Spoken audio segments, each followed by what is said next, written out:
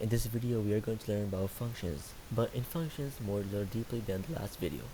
In this video, we will learn about the characteristics, notation, domain, and range. Let's get started. So firstly, what is a function? So according to their definition, a function is a special type of relation in which each input corresponds to exactly one output. Common polynomial functions include constant, which is degree of 0, linear, which is degree of 1, quadratic, which is degree of 2, cubic, degree of 3, quartic, degree of 4, and quintic, degree of 5, and so on, which don't have numbers. If we look at this image, we can see how the graph looks like. In a constant function, the degree of 0 is a straight line. It's called linear too sometimes, the line, but not the function name itself, because the function name of linear function, degree 1, is straight like this, which has a b value, which is the intercept, and a slope. A quadratic is a degree of 2, which is a u-shaped, which could be open up or opening down by the minus a value sign. A cubic has 3 zeros, just like this. Quartic has 4, quintic has 5, and constant we can even see has 0 zeros, but when the function is placed on the x-axis, it could have infinite zeros. And in a linear function, we can see it's always 1, 0. That's why it's degree 1, degree 2, 2 zeros, degree 3, 3 zeros, degree 4, 5, so on. 7 ways to describe functions. Set of ordered pairs.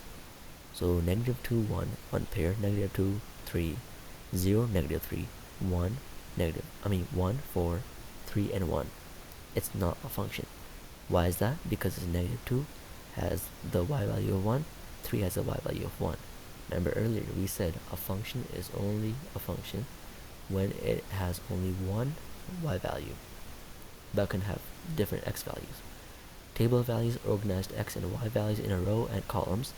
It is a function. Description in words, verbal explanation of the relationship. Equation, mathematical expression showing the relationship. Function notation. This is an example. F at x equals x squared minus 2x plus 4. This is a function. And then arrow diagram, visual mapping of the domain to range as we saw earlier. And we will see later. Graphs as we just showed it to you. Next, arrow diagram. This is what I just talked about.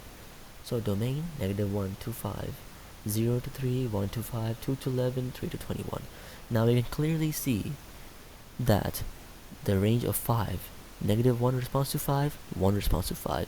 This is not a function because two x values respond to one y value, which is incorrect due to the function definition.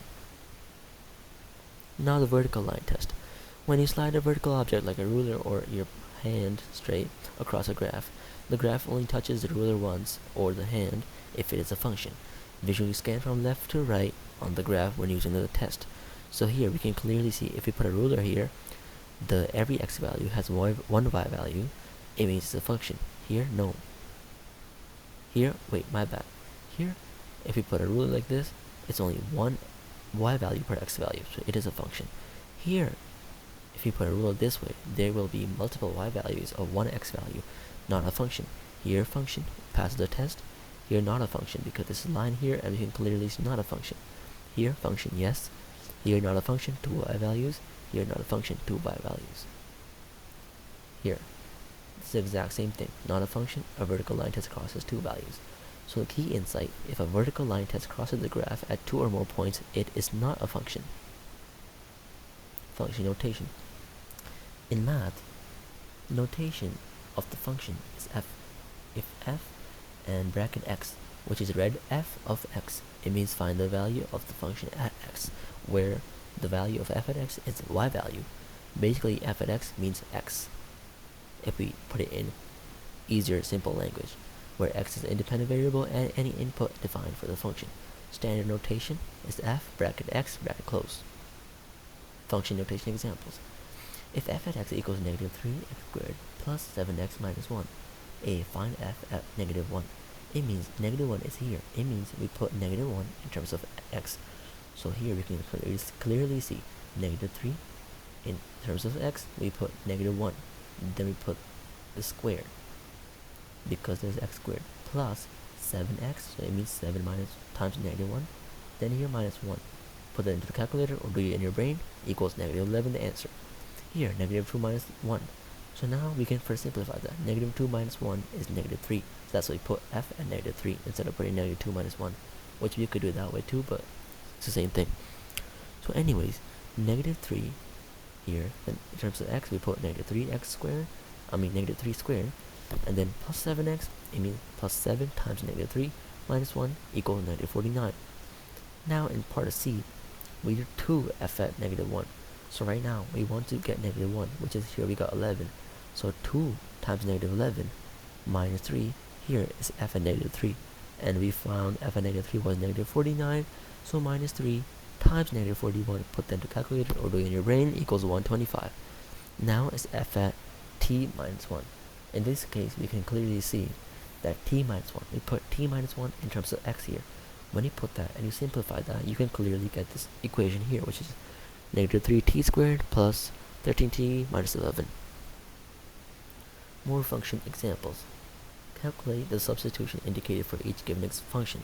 So 2a, f x equals negative 3x plus 7, and at f at negative 5, we put the negative 5 in terms of 3, so negative 5 times 3 is negative 15 plus 7 equals negative 8. Example 2b, 2 square root under square root x minus 6, and f at 15, we put 15 on x, so 15 minus 6 square root that times 2 equals 6. Example 3, if f at x equals negative 5x plus 4, then calculate x when f at x equals negative 21. So we put negative 21 on x, so negative 5 times negative 21 plus 4. Wait, I'm sorry. This here said f at x equals negative 21. It doesn't say when f at negative 21. So remember, this was the y. So y equals negative 21. So here, this is f at x, we put negative 21 on the f at x. And now we solve for x. So negative 21 equals negative 5x plus 4. We rearrange that.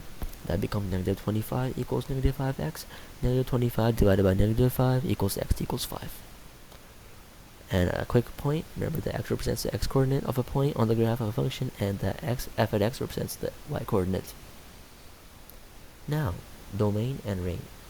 Domain is a set of permissible input x values and range of a set of resulting outputs y values. So here f at x equals x minus 2, and this is under the square root. Now if you want to graph it, you can clearly see that this line here is the graph.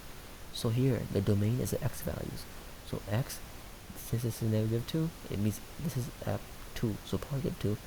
So it means domain will be x is an element of x equals always greater than x. So and x in this case is 2. So the graph will always be greater than the value of 2 in terms of x, and x is a real number.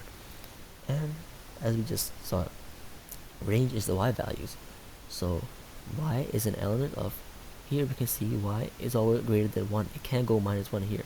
So can't go minus 0 here. It's always positive 0. So y is always greater than 0, and y is an element of real numbers. In b, we can clearly see g at x. This is the parent function, and this is the g at x. So negative x plus 4 squared minus 1 is this function here. And we can clearly see that x will always be, x is a real number, because it can go this way minus and this way positive. It won't have a restriction.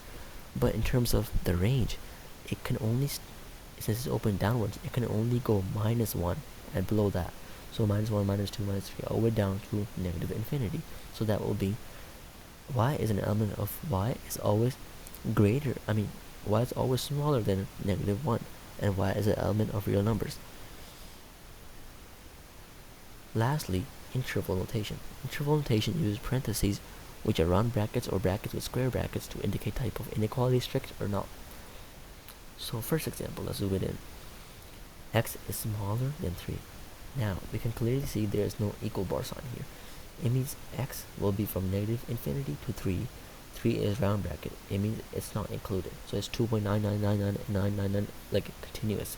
So it's not exactly 3, but it's 2.999999 till always to like million. So 2.9999 times a million. Actually infinity. But it can't be a square bracket. Why? Because it doesn't have the small bar under this inequality sign. So, and here, secondly, now we can see x has a bar sign. It means 3 is included. It's not 2.999 anymore. It's 3 because we have this bar sign. So negative infinity to 3. And here we can clearly see it doesn't have the bar sign again. So x is smaller. X is greater than minus 4. But it won't be equal to minus 4. So it will be minus 3.99. And here's the same thing we just discussed, except with a bar. And now we can clearly see it's negative 1 between two 5. So those are 5 numbers. Since they don't have the bar, it means it's not included. So these these circular brackets, not the square ones. Here we have the bar notation. That's why it's included. So 6 like this and 9 like this. Important. A square bracket means it's equal. A round bracket means that it's a strict inequality and cannot be equal. In IB, sometimes we use inverted brackets to replace parentheses, which is the next level for IB students. But for regular Ontario students or regular grade 11 students, this circular and square bracket method is acceptable and is universal. And that is it for our video, and hopefully you liked it. And in conclusion, functions are a type of functions, special type of relation in which each x input equals one exact y value, not a different one. Thank you for watching. See you in the next video.